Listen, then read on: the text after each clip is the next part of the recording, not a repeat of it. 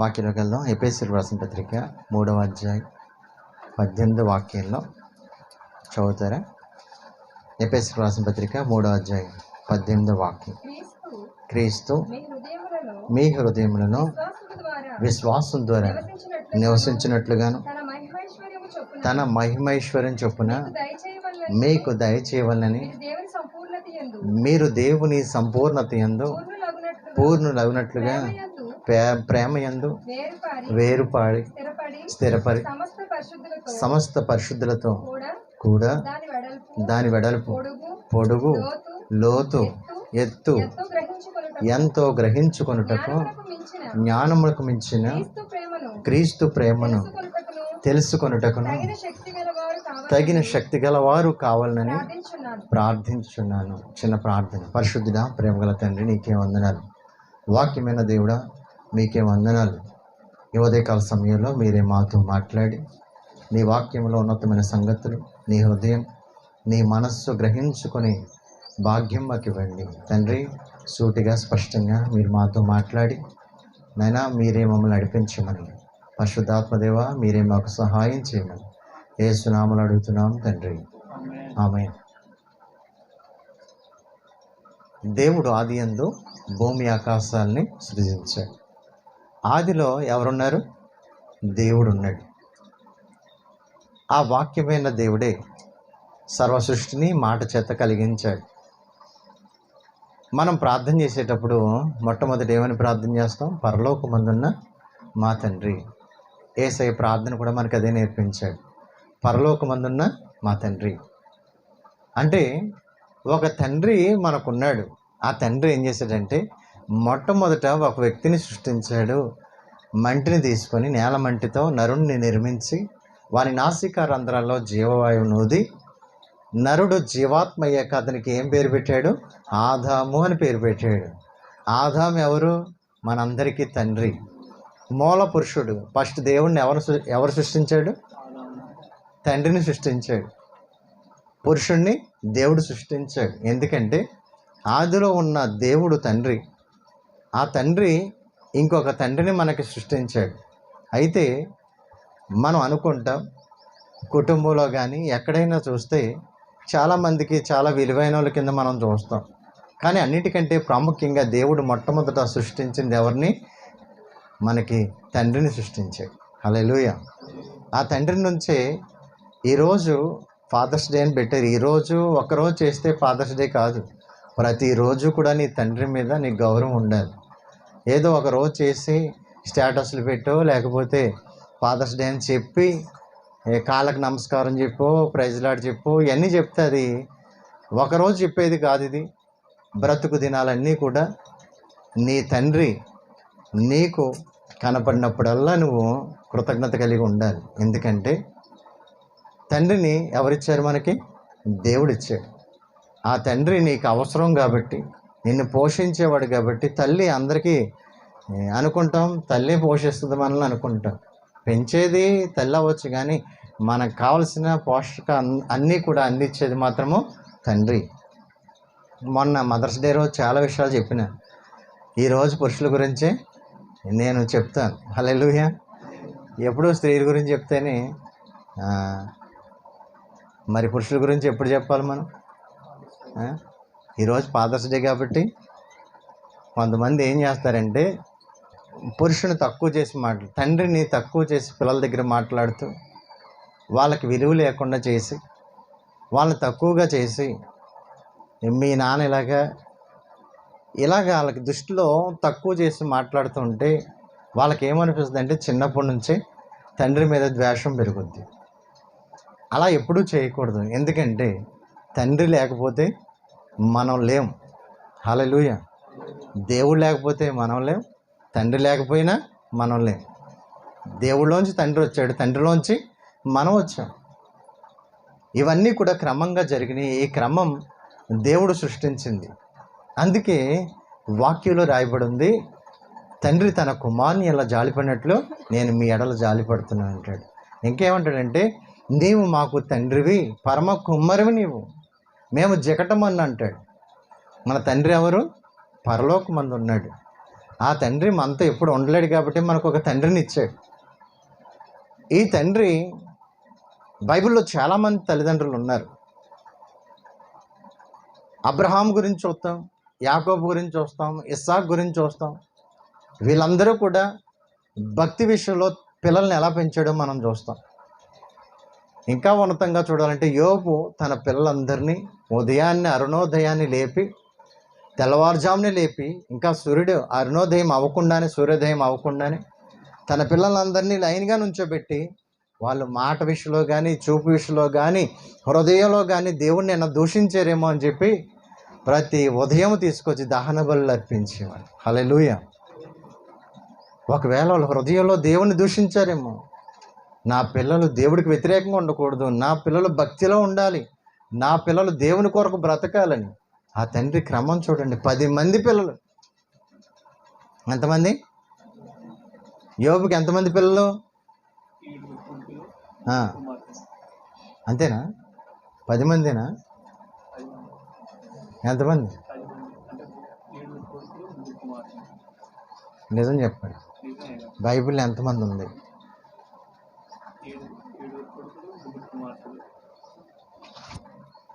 Correct కాదు. 20 మంది పిల్లలు. తెలుసా మీకు? తర్వాత మళ్ళీ లెక్క కదా మనకి. సేమ్ మళ్ళీ దేవుడు ఇచ్చాడు 2 అంతలు. హల్లెలూయా. 20 మంది పిల్లలు. అదే క్రమం నేర్పాడు. ఒక తండ్రి ఎలా ఉండాలో, ఆయన భక్తి ఏంటో దేవుడు అసలు ఆ కాలర్ ఎగరే చెప్పాడు సాతానుగాడికి. ఏమని? యోబు వంటి భక్తుడిని నువ్వు ఎప్పుడైనా చూసావా, ఎక్కడైనా చూసావా అంటే సాతానుగాడు అని సిగ్గుపడ్డాడు. ఎందుకంటే యోబు గురించి ఏమీ చెప్పడానికి కూడా సాతానికి అవకాశం లేదు.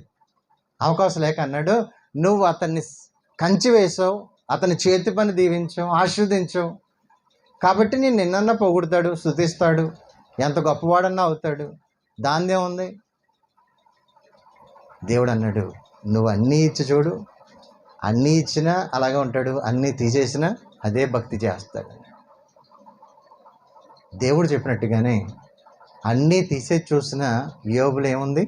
అదే భక్తి కనపడింది. హల్లెలూయా. ఏం భక్తి అంటే యెహోవా ఇచ్చాను, యెహోవాయే తీసుకో. ఒక తండ్రికి ఉండాల్సిన గొప్ప భక్తి. ఒక తండ్రి తన పిల్లలకి మాదిరి. భార్య అన్నా దేవుడిలో తప్పిపోయిందేమో కానీ, మాటలో తప్పిపోయిందేమో కానీ, దేవుడి ప్రేమలో తప్పిపోయిందేమో కానీ, యోబు మాత్రం తప్పిపోలేదండి. హల్లెలూయా. ఎందుకంటే యోబుకున్న నిరీక్షణ అటువంటిది. దేవుడు ఎటువంటి వాడో యోబుకు తెలుసు. యోబు భక్తి దేవుడికి తెలుసు, దేవుడు ఎవరో యోబుకు తెలుసు. కాబట్టి అంత ధైర్యంగా పిల్లలు లేకపోయినా, ఆస్తి పోయినా, సమస్తం పోయినా, ఆరోగ్యం పోయినా ఒకటే ఒక నిరీక్షణ కలిగి ఉన్నాడు. నా దేవుడు తలుచుకుంటే బూడిదలో నుంచి కూడా ఆయన సజీవంగా నా పిల్లల్ని లేపగలడు. హల్లెలూయా. నా దేవుడు మంచి ఆరోగ్యం ఇవ్వగలడు. నా దేవుడు నా పిల్లల్ని మళ్ళీ నాకు ఇస్తాడు. నా ఆస్తి పోయిందంత డబల్ ఇస్తాడని ఎప్పుడైతే విశ్వాసం ఉంచాడో ఆ తండ్రి విశ్వాసం చూడండి. దేవుడు ఎంత గొప్పవాడో ఎరిగాడు కాబట్టి ఆ తండ్రి మనకి మాదిరి. హల్లెలూయా. మనకి నష్టం కలగవచ్చు, మనకి ఇబ్బందులు కలగవచ్చు, మనకి శోధన కలగవచ్చు. ఒక తండ్రి గొడ్డులాగా కష్టపడతాడండి రోజుని. ఎవరైనా చూసారా? చైనా వాళ్ళు ఏం చేస్తారో తెలుసా?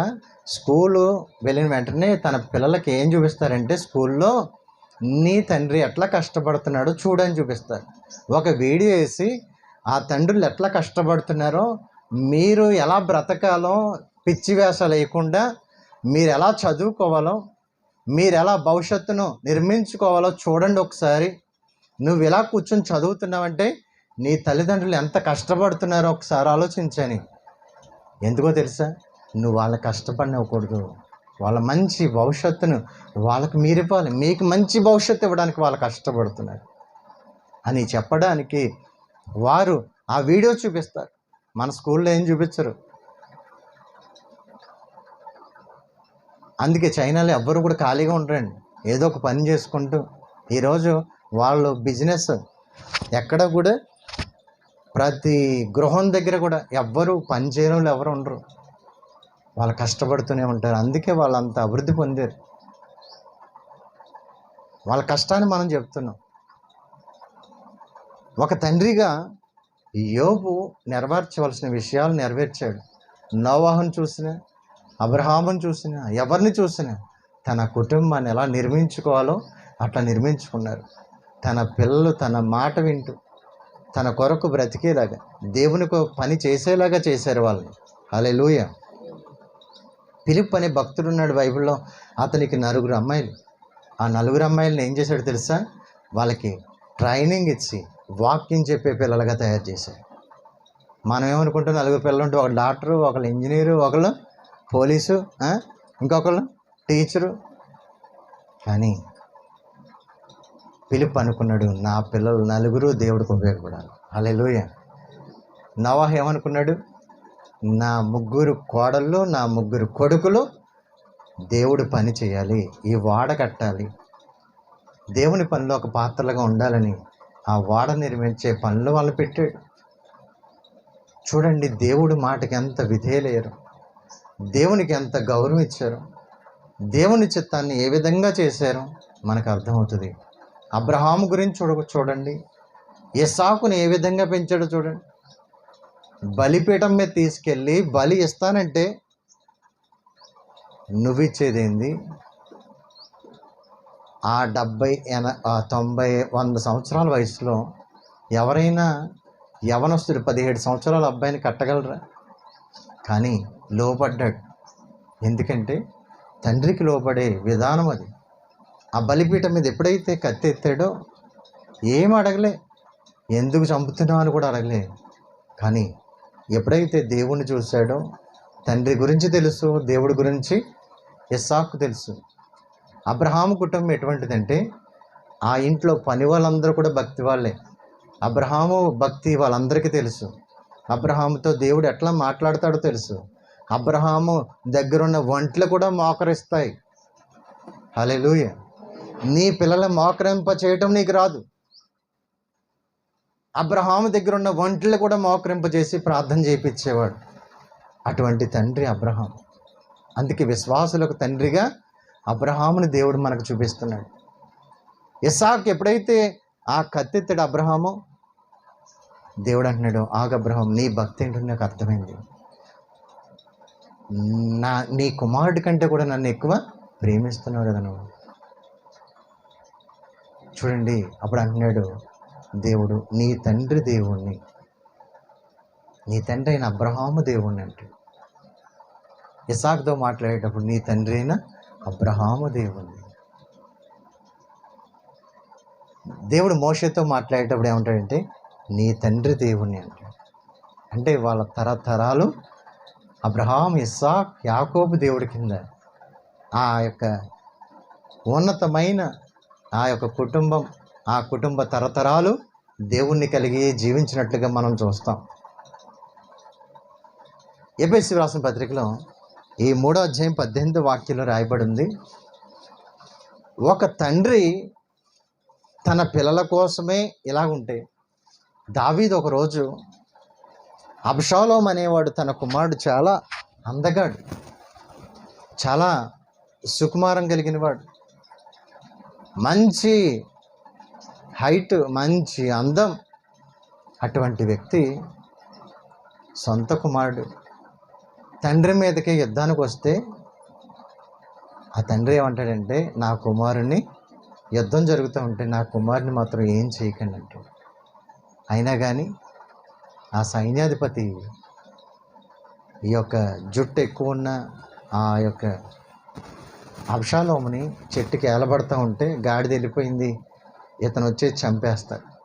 చంపినప్పుడు ఈ మాట ఎవరికి తెలుస్తుంది? దావీదుకి తెలుస్తుంది. దావీదు తెలిస్తే ఏమని ఏడుస్తాడో తెలుసా? ఆ ఏడుపు ఏంటో తెలుసా? అబ్షాలోమా నా కుమారుడా, నీ బదులు నేను చనిపోయినా బాగుండేది అన్నాడు. హల్లెలూయా. నీ బదులు నేనన్నా చనిపోదును కదా. ఒక శత్రువు కింద తయారైన కొడుకు గురించి కూడా తండ్రి ప్రేమ చూడండి. ఇక్కడ ఎఫెసీయులకు రాసిన పత్రికలో అదే అంటున్నాడు, దేవుడు ప్రేమ ఎత్తు లోతు వెడల్పు మనం గ్రహించలేం. ఈ మట్టి మెదడుకి మనం గ్రహించలేం. ఆ ప్రేమ అటువంటిది. దేవుడి ప్రేమను, తండ్రి ప్రేమను మనం వివరించడానికి కానీ ఆ మాట మనం పలకడానికి కూడా సరిపోదు. సముద్రంలో నుంచి ఒక చెంబుడు నీళ్ళు తీసుకొచ్చి ఇదే దేవుడు అంటే ఎట్లా కుదురుద్ది, ఇదే ప్రేమ అంటే ఎట్లా కుదురుద్ది? మనం కూడా అంతే వివరించలేం దేవుడి ప్రేమ. మహాసముద్రం అంతా ఉన్నతమైనది దేవుడి ప్రేమ. మనం ఎంత వివరించినా దాన్ని మనం అర్థం చేసుకోలేం, వివరించలేం. అది ఎంత ఉందని చెప్పడానికి లేదు. దేవుడి ప్రేమ అంత గొప్పది, ఆ తండ్రి ప్రేమ అంత గొప్పది. మలకి రాసిన గ్రంథంలో 3వ అధ్యాయం 6వ వాక్యంలో తండ్రి ప్రేమ ఎటువంటిదట చదవండి. యెహోవానైన నేను మార్పు లేని వాడను. దేవుడు తండ్రి ప్రేమ ఎటువంటిదట? మార్పు లేని ప్రేమ. ఈ లోకంలో చూడండి, కాలాన్ని బట్టి మారిపోతూ ఉంటారు మనుషులు. కాలాన్ని బట్టి మనుషుల్లో మార్పు వచ్చేస్తుంది, ప్రేమలో మార్పు వచ్చేస్తుంది. రకరకాలుగా మనుషులు మారిపోతూ ఉంటారు. అమ్మ నేను ఎంత బాగా చూసుకుంటాను, నాన్న ఇంత బాగా నేను చూసుకుంటాను, అసలు నీ కాలు కింద పెట్టినామును, నిన్ను అసలు పైనే కూర్చోబెడతా సింహాసనం మీద అంటారు. తర్వాతకి వచ్చేసరికి కనపడరు. ఇష్టానుసారంగా బ్రతుకుతూ కొంతమంది అనాథులుగా విడిచిపెట్టేసి వారిని ఎక్కడెక్కడో వదిలిపెట్టి వచ్చేస్తూ ఉంటారు. ఎన్ని చూడలేదు మనం? నేను చాలా చూసిన. డబ్బు కోసం, కేవలం డబ్బు కోసం. ప్రేమలు ఎక్కడున్నాయి ఇప్పుడు? అన్నీ మారిపోయినాయండి. దేవుడి ప్రేమట మార్పు లేనిది. దేవుడి ప్రేమ మారదు. దేవుడు మార్పు లేనివాడు. మర్చిపోయే దేవుడు ఆయన కాదు, మరువని దేవుడు. యోసేపట గుంటలో వేయబడినప్పుడు చూశాడు దేవుడు, మర్చిపోలేదు. చెరసాలో ఉన్నప్పుడు కూడా ఆయన మర్చిపోలేదు. సింహాసనం ఎక్కించేదాకా దేవుడు యోసేపుని మర్చిపోలేదు. హల్లెలూయా. తప్పిపోయిన కుమారుడు గురించి మనం చూస్తాం. అన్నీ దూరదేశం వెళ్ళి మొత్తము అన్నీ అవగొట్టుకుని వచ్చి ఒకరోజు తిండి లేకుండా ఏడ్చిన టైంలో బుద్ధి వచ్చినప్పుడు తండ్రి గుర్తొచ్చాడు. తండ్రి ప్రేమ గుర్తొచ్చింది. నా తండ్రికి వేరుగా ఉండి నేనేమీ చేయలేను అనుకున్నాడు. అరే, నా తండ్రి దగ్గర ఉంటే టైంకి భోజనం అన్న పెట్టేవాడే. నా స్నేహితులను నమ్ముకుని వచ్చాను, నా డబ్బుని నమ్ముకుని వచ్చాను, అన్నీ విడిచిపెట్టిపోయినాయి. ఈ తండ్రి నన్ను విడివని వాడు కదా. ఆ తండ్రి దగ్గరికి వెళ్ళాలని బయలుదేరితే తండ్రి ఇంకా దూరంగా ఉండగానే పరుగునొచ్చి మెడ మీద పడి ముద్దులు పెట్టుకుంటున్నాడు. చిరిగిపోయిన బట్టలున్న కుమారుణ్ణి, వాసన కొట్టే ఆ కుమారుణ్ణి చూడండి. బైబిల్లో అతి శ్రేష్టమైన ప్రేమ ఏంటంటే ఆ యొక్క దృశ్యమే మనకి. దేవుడు లోకమును ఎంతో ప్రేమించాను. ఆ తండ్రి ప్రేమ ఎంత గొప్పదో మనకు అర్థమవుతుంది. ఆ ప్రేమ ఏం చేసిందంటే సింహాసనం కూర్చోబెట్టి ప్రశస్తమైన వస్త్రాలు వేసి అతనికి మళ్ళీ ఉంగరం తొడిగించి చెప్పులు తొడిగించి, ఈ కుమారుడు తప్పిపోయి దొరికాడు, చనిపోయి బ్రతికాడని గొప్ప విందు చేసి, నా కుమారుడు మళ్ళీ నాకు వచ్చాడని గొప్ప విందు చేశాడు. అది మర్చిపోని ప్రేమ. హల్లెలూయా. మారిపోని ప్రేమ, మరువని ప్రేమ. దేవుళ్ళో మార్పు లేదు. తండ్రి ప్రేమలో ఏముంటుందండి? మార్పు ఉండదు. హల్లెలూయా. రెండవది చూస్తే యెషయా గ్రంథం 49వ అధ్యాయం 15-16 వాక్యాలు చూస్తే,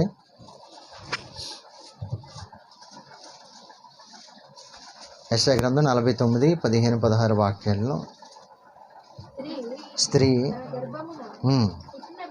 పుట్టిన బిడ్డను కరుణింపకుండా తన చంటి పిల్లను మరుచున వారైనా మర్చిపోతారేమో కానీ నేను నిన్ను మర్చిపోను. హల్లెలూయా. నీ చూడు నా అరచేతిలో నిన్ను చెక్కుకున్నా, నిన్నెందుకు మర్చిపోతాను? తండ్రి ప్రేమ చూడండి. ఫస్ట్ ఏమో ఆయన మార్పులేని ప్రేమ, మారని ప్రేమ. రెండవది మరువని ప్రేమ. తల్లి అయినా తండ్రి అయినా మర్చిపోతాడేమో కానీ ఆయన మరువని ప్రేమట. నిన్ను రక్షించటానికి, నిన్ను కాపాడడానికి, నిన్ను సంరక్షించటానికి మర్చిపోయాడండి. షద్రక్ మేషకి అబేద్నెగో అగ్నిగుండంలో వేస్తే మర్చిపోయాడు ఆయన. మర్చిపోతే ఏమయ్యేది? ఖాళీ బూడిదైపోయేవారు. దేవుడి ప్రేమ మర్చిపోయేది కాదు. ఒక తండ్రిలాగా మన పక్క నుండి ఈ లోకంలో తండ్రి మనల్ని ఎలా కాపాడుతున్నాడో అంతకంటే ఉన్నతమైన ప్రేమ దేవుడు మనల్ని అగ్గిల్లో పడినప్పుడు కూడా బయటకు తీశాడు. వాళ్ళ తల వెంట్రుక కూడా వాసన రాకుండా దేవుడు కాపాడాడు. ఒక ఉన్నతమైన తండ్రిగా మనకి పరలోక తండ్రి కనపడుతున్నాడు. సింహాల బోన్లోకి వెళ్ళినప్పుడు ఆయన వెళ్ళాడు. షద్రక్ మేషక్ అబేద్నెగో అగ్నిగుండంలోకి వెళ్ళినప్పుడు వెళ్ళాడు. ఎర్ర సముద్రంలో వారు మునిగిపోయే టైంలో కూడా ఆయన వెళ్ళి రహదారిగా మార్చేశాడు. హల్లెలూయా. మారనిది, మరువనిది, విడువనిది, ఎడబాయనిది. మారనిది, మరువనిది, విడువనిది, ఎడబాయనిది ప్రేమ, యేసయ్య ప్రేమ. ప్రేమ, యేసయ్య ప్రేమ. మారనిది, మరువనిది, విడువనిది, ఎడబాయనిది. మారనిది, మరువనిది, విడువనిది, ఎడబాయనిది. నేను మరచిన గాని నన్ను మరువనన్న ప్రేమ. నేను విడచిన గాని నన్ను విడువనన్న ప్రేమ. నేను మరచిన గాని నన్ను మరువనన్న ప్రేమ. నేను విడచిన గాని నన్ను విడువనన్న ప్రేమ. నేనుకుంటే పట్టుకున్న ప్రేమ. తన కౌగిలి నన్ను దాచుకున్న ప్రేమ. నే పడిపోతుంటే పట్టుకున్న ప్రేమ. కౌగిలిలో నన్ను హత్తుకున్న ప్రేమ. ప్రేమ, యేసయ్య ప్రేమ. ప్రేమ, యేసయ్య ప్రేమ. ప్రేమ, యేసయ్య ప్రేమ. ప్రేమ, యేసయ్య ప్రేమ. హల్లెలూయా. ఓకే. దావీదు అరణ్యంలో ఉన్నప్పుడు మర్చిపోలేదు. మోషే అరణ్యంలో ఉన్నప్పుడు మర్చిపోలేదు. ఎస్తేరు ఎవ్వరూ లేకుండా అనాదిగా ఉన్నప్పుడు మర్చిపోలేదు ఆయన. పౌలు శీల చెరసాల్లో దెబ్బలు తింటున్న టైంలో కూడా మర్చిపోలేదు ఆయన. మోషేని మండుచున్న అగ్ని పొదలోంచి మాట్లాడిన దేవుడు, దావీదుని ఎక్కలేనంత ఎత్తైన కొండపైకి ఎక్కించిన దేవుడు, ఎస్తేర్ని రాణిగా చేసిన దేవుడు, పౌలు శీలన్ని బంధకాల నుంచి విడిపించిన దేవుడు ఆయన మర్చిపోయే దేవుడు. నువ్వు ఏ బంధకాల్లో ఉన్నా, ఏ అరణ్యంలో ఉన్నా, ఏ శోధల్లో ఉన్నా, 38 సంవత్సరాలు రోగగ్రస్తుడై బెతస్తా కోనేటి దగ్గర పడి ఉన్న అతన్ని కూడా చూసిన దేవుడు నా దేవుడు. హల్లెలూయా. నా తండ్రి ప్రేమలో మార్పు లేదు. నిన్ను చూడలేదు అనుకుంటున్నావా? నిన్ను ప్రేమించట్లేదు అనుకుంటున్నావా? ఆయన ఎల్లప్పుడూ చూసే దేవుడు. ఆయన మార్పు లేని దేవుడు. ఇంకా నువ్వన్నా మర్చిపోతావు. ఒక ఆమె అంటే చీరల కొండకి వెళ్ళిందంటే బట్టల షాప్ సిఎంఆర్కి దేనికి ఒక 5,000 పట్టుకెళ్ళి ఒక 3 చీరలు కొనేసి ఇంటికి వచ్చింది. మంచిగా ఉన్నాయని చాలా సంతోషపడ్డది. ఇంతకు ఏం జరిగిందంటే ఇంటికి వచ్చి చూస్తే తన కుమారుడు లేడు. ఆ చిన్న కుమారుని తీసుకెళ్ళింది. చీరల సందర్లో ఏమైంది? గమగా పరిగెట్టుకెళ్ళి షాప్ దగ్గరికి వెళ్తే వాళ్ళందరూ తిట్టారండి. అసలు నీకు చీరలు ముఖ్యమా? కొంతమంది ఫోన్లో పడి మర్చిపోతున్నారా లేదా? ఈ ఫోన్లో పడి వంటలు చేయడం మర్చిపోతున్నారు, ఫోన్లో పడి చదవటం మర్చిపోతున్నారు. నీ సమయాన్ని వ్యర్థం చేసే వాటికి నువ్వు సమయం ఇవ్వద్దు. నీ సమయాన్ని తీర్చే దేవుడికి ఇవ్వండి. హల్లెలూయా. మర్చిపోయింది. ఆ చీరల మోజులో పడి సొంత కుమారుణ్ణే చిన్నపిల్లాడిని మర్చిపోతే ఉన్నారా లేదా? ఏంది అది? కానీ దేవుడి ప్రేమ మర్చిపోని ప్రేమ. హల్లెలూయా. 1 మారంది, 2 మరువంది, 3 వాక్యం చూద్దాం. రోమీయులకు రాసిన పత్రిక 8వ అధ్యాయం 38, 39 వాక్యాలు. మరణమైనను జీవమైనను దేవదూతలైన ప్రధానులైన ఉన్నవైన రాబోవైన అధికారులైన ఎత్తైన లోతైన సృష్టింపబడిన మరి ఏదైనా మన ప్రభువైన క్రీస్తు యేసు ప్రేమ నుండి, దేవుని ప్రేమ నుండి మనల్ని ఎడబాపనేరవు. హల్లెలూయా. ఏంటంటే ఇది విడదీయని ప్రేమ. హల్లెలూయా. విడువని ప్రేమ, విడదీయని ప్రేమ. ఎవ్వరు కూడా దేవుని ప్రేమ నుంచి మనల్ని ఎడబాపలేరు, విడదీయలేరు మనల్ని. విడదీయగలరా ఎవరైనాను మరి ఏదైనాను? విడదీయగలరా ఎవరైనాను మరి ఏదైనాను?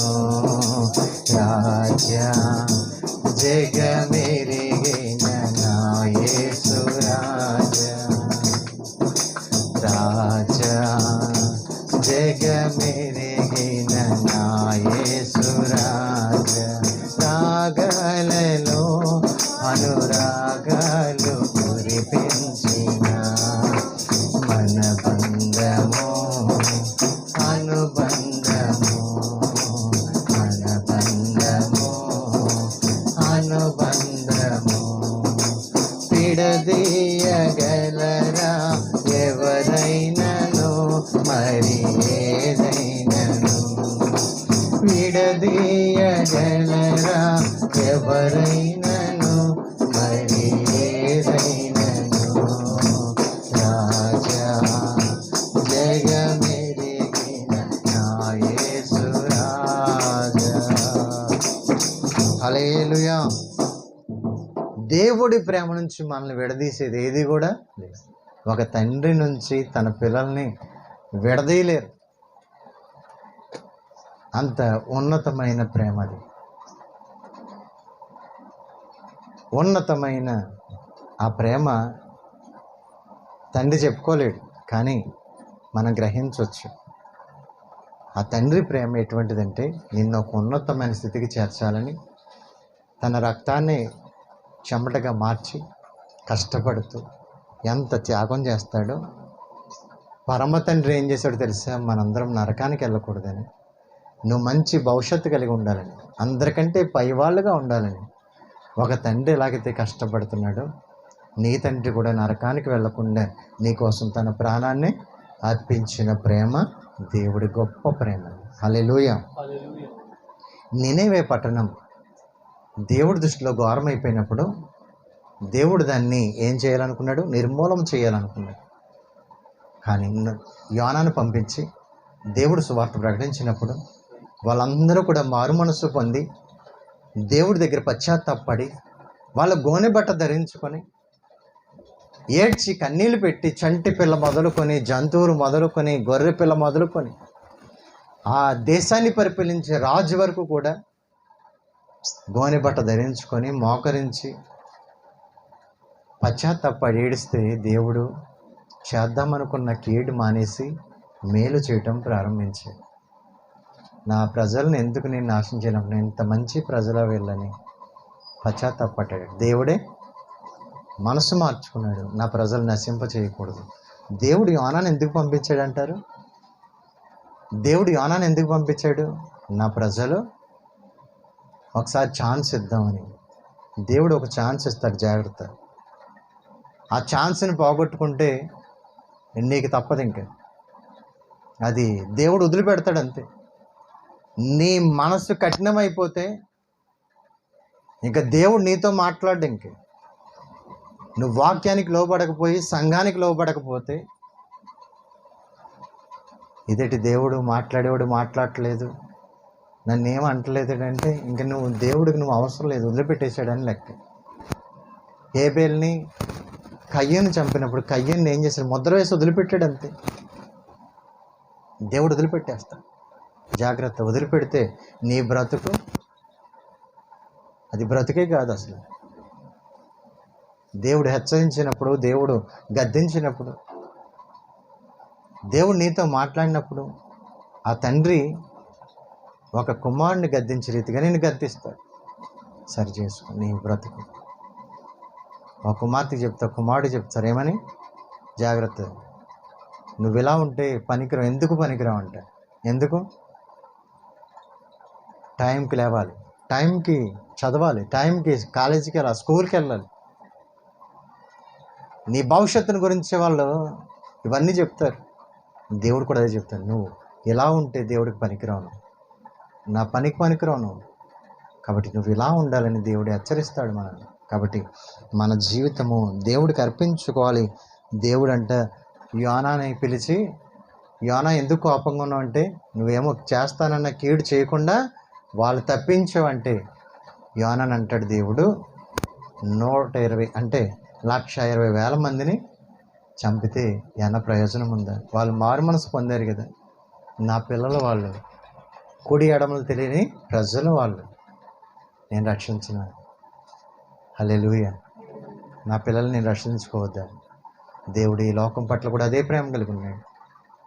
తిమోతి చెప్తూ, తిమోతి నీవు సువార్త ప్రకటించు, నీవు సువార్తకి నీ పని చెయ్యి, నా దేశానికి సువార్త ప్రకటించు. నోవాహు ప్రకటించినట్లుగా, నోవాహు కుటుంబాన్ని దేవుడు ఎన్నుకొని, నోవాహును ఒక నాయకుడిగా ఎన్నుకొని నీతి సువార్త ప్రకటించాడండి. సొదొమ గొమొర్రా నాశనం అయిపోకుండా దేవుడు లోతుని పంపించి సువార్త ప్రకటించాడు. ఈ దినాల్లో మనల్ని కూడా దేవుడు ఏం చేస్తున్నాడు? సువార్త ప్రకటించమంటున్నాడు. అంతం దగ్గరలోనే ఉంది. ఆ పరమ తండ్రి రాబోతున్నాడు త్వరగా. ఎందరైతే తనను అంగీకరించారో వారందరూ దేవుని పిల్లలగుటకు అధికారం ఇచ్చాడు. నువ్వు దేవుని పిల్లలు అవ్వాలంటే నోటితో ఒప్పుకొని నీ హృదయంలో విశ్వసిస్తే ఓ దేవుని కుమారుడు కుమార్తె. హల్లెలూయా. కాబట్టి దేవుడు నేను చూస్తున్నాను, ఎర్ర సముద్రాన్ని 2 పాయలు చేసి తన ప్రజల్ని రక్షించాడే ఆ తండ్రి. ఎరికో గోళ్ళను పడగొట్టాడే, శత్రువులు ఎదుట తల దించుకోకుండా తల ఎత్తుకునేలాగా చేశాడే, అగ్నిగుండంలో, సింహాల బోన్లో, చెరసాల్లో తల ఎత్తుకునేలాగా చేశాడే. నిన్ను ఎవ్వరు విడిచినా నీ తండ్రి విడువాడు. హల్లెలూయా. ఆ తండ్రి ప్రేమ అంత గొప్పదండి. అంత గొప్ప ప్రేమను మనం కలిగి ఉన్నాం. ఈ లోకంలో తండ్రి మనం గెలవాలని, మనం ఉన్నతంగా జీవించాలని ఆయన కోరుకుంటాడు. ఎందుకంటే ఆ తండ్రి పెంపకం ఎలా ఉంటుందంటే మనకు కఠినంగా ఉంటుంది. తండ్రి ఏదైనా చెప్తే మనకి ఏమనిపిస్తుంది? కోపం వస్తుంది. 4 సంవత్సరాలు అప్పుడు అంటండి మనం అనుకుంటాం తండ్రి కంటే గొప్పోడు ఎవరు కూడా లేడు, నా తండ్రి గొప్పోడు అనుకుంటాం. కొంచెం 6 సంవత్సరాలు 8 సంవత్సరాలు వచ్చేసరికి కొంచెం తండ్రిలో ఏం కనపడుతుంది? కోపం కనపడుతుంది. ఇంకా 10 సంవత్సరాలు వచ్చేసరికి అంటండి తండ్రిలో మా తండ్రి కంటే పక్కింటోడే బెటరు, వాళ్ళ నాన్నే బెటరు, వీళ్ళ నాన్నే బెటర్ అని అనుకుంటారంట. కరెక్ట్గా 12 సంవత్సరాలు వచ్చేసరికి మా నాన్నటి ఇలా తయారయ్యాడు అనుకుంటారు. ఇంకా 16 సంవత్సరాలు వచ్చేసరికి అంటండి ఈ కంప్యూటర్ కాలంలో కూడా, ఈ కాలంలో కూడా మా నాన్నకి ఏం తెలియట్లేదు, వీడికి అసలు ఏం తెలియదు అనుకుంటాం. ఇంకా 18 సంవత్సరాలు, ఇది చాలా డేంజర్. 18 సంవత్సరాలు వచ్చేసరికి చాలా డేంజర్ అయిన వయసు. ఈ వయసులో ఏమనుకుంటారంటే అసలు ఈ సాడిస్ట్ని ఎలా భరించింది అమ్మ, నేనే భరించలేకపోతున్నాను, మా అమ్మ ఎలా భరించింది అనుకుంటారంట. నిజమేనా? నా అంత వేగటం నేనే కష్టంగా ఉంది, అమ్మ ఎలా ఏగుతుందో. కరెక్ట్గా 25 సంవత్సరాలు వచ్చేసరికి అనుకుంటాడు ఈయనేంటి ప్రతి దానికి సనగడం, ప్రతి దానికి తిడుతున్నాడు, ప్రతి దానికి కోప్పడుతున్నాడు, ఏదైనా అడిగితే ఇవ్వడు అని తిట్టుకుంటారు. కరెక్ట్గా 25-30 సంవత్సరాలు వచ్చేసరికి 35 సంవత్సరాలు వచ్చేసరికి అంటండి ఏమనిపిస్తుంది అంటే అప్పుడు ఒక అబ్బాయి పుడతాడు, ఒక అమ్మాయి కానీ. అప్పుడు అనిపిస్తుంది ఏమని, నేను ఒక్కడితోనే పడలేకపోతున్నాను, మా నాన్న 2-3 ఎలా పోషించాడు అనుకుంటారంట. కొంచెం 45 వచ్చేసరికి ఏమనుకుంటారంటే,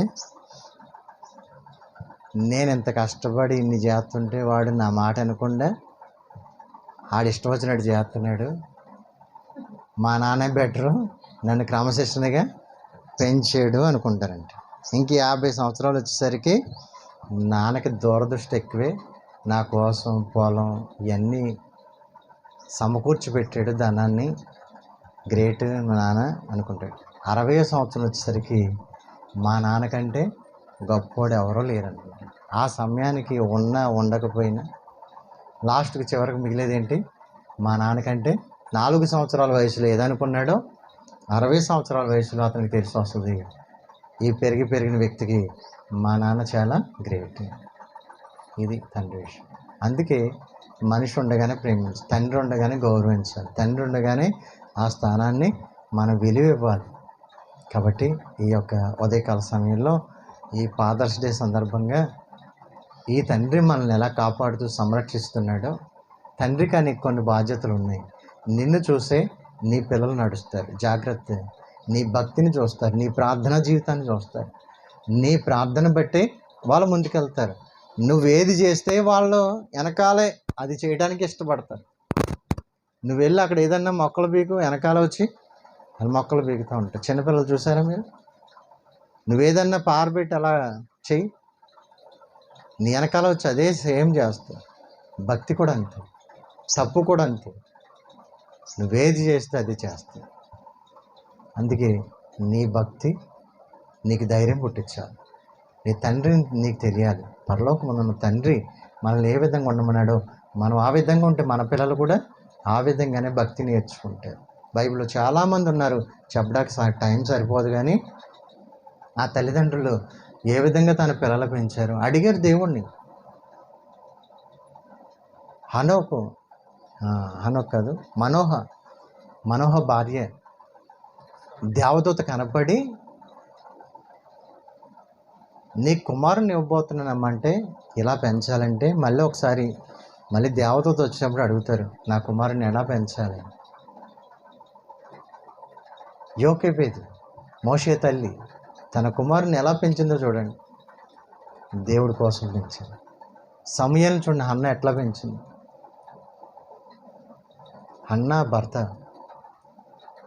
వారిరువురు ఆ కుటుంబం ఎట్లా పెంచారు చూడండి. దేవుడి కోసం, దేవుడి సన్నిధిలో దేవునితో ఉండడానికి పెంచారు. దావీదుని ఆ తండ్రి ఎట్లా పెంచాడు చూడండి. ఇవన్నీ కూడా దావీదు సొలొమోను ఎలా పెంచాడు చూడండి. హల్లెలూయా. దేవుడి దర్శనము, దేవుడి సన్నిధి, దేవుడు ప్రత్యక్షత కలిగేలాగా మనం కూడా మన పిల్లలకి దేవుడు ప్రత్యక్షత కలిగేలాగా చూపించాలి దారి. అదే భాగ్యం. మీరు కోట్లు ఏం కూడబెట్టాల్సిన పని లేదు. దేవుణ్ణి పరిచయం చేసి దేవుడి కోసం వాళ్ళని నిలబెడితే చాలు. దేవుని కోసం వాళ్ళని మీరు దేవుని కోసం నిలబడండి అని చెప్పి వాళ్ళని వాక్యంలో నిలబెడితే చాలు, వాళ్ళని ప్రార్థన చేస్తే చాలు, వాళ్ళు ఉన్నతమైన స్థితికి ఎదిగిపోతారు. డబ్బులు ఇచ్చిన వాళ్ళు ఏం చేస్తారో తెలియదు, కానీ భక్తిని ఇస్తే వాళ్ళు దేవుడి కోసం ఉపయోగపడతారు. కడవ దినాలు ఎప్పుడు వస్తాడో వేసే తెలియదు, ఇవాళ రేపో సిద్ధపడుందాం. ఆ పరమ తండ్రి రాబోతున్నాడు, మనందరూ కూడా సిద్ధపడుందాం. ఇటు మాటలు దేవుడు దీవించును గాక. ఆమేన్.